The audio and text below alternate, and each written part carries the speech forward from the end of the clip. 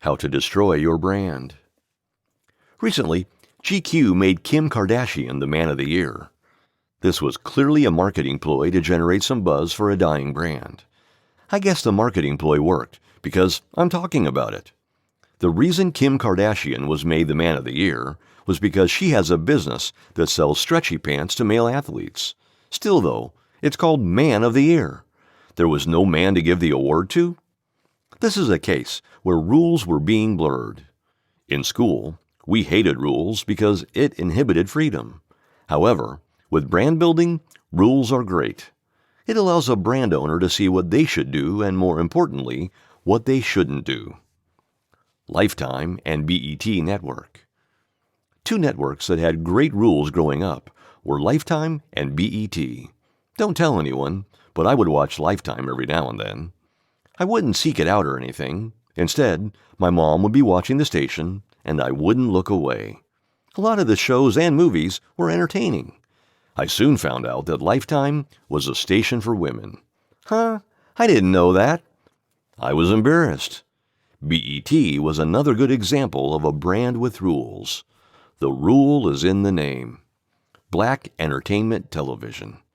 This station creates a specific genre of content. That rule gave the brand its identity. Both stations know who they serve. What happens when rules fade?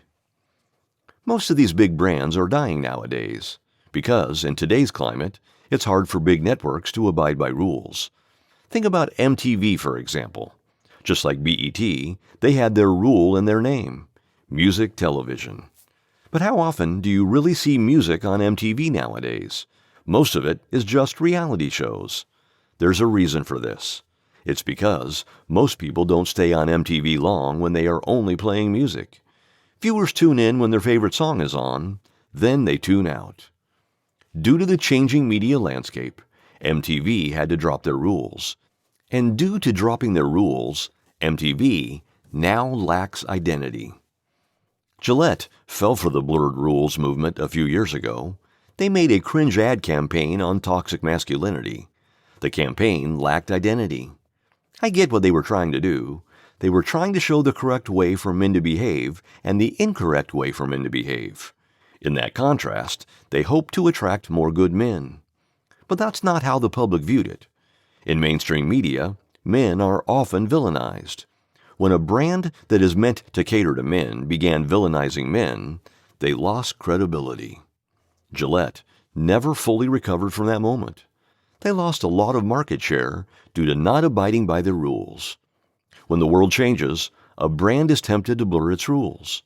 A lot of times, blurring the rules makes monetary sense. I wonder how much money Gillette and MTV made from selling out.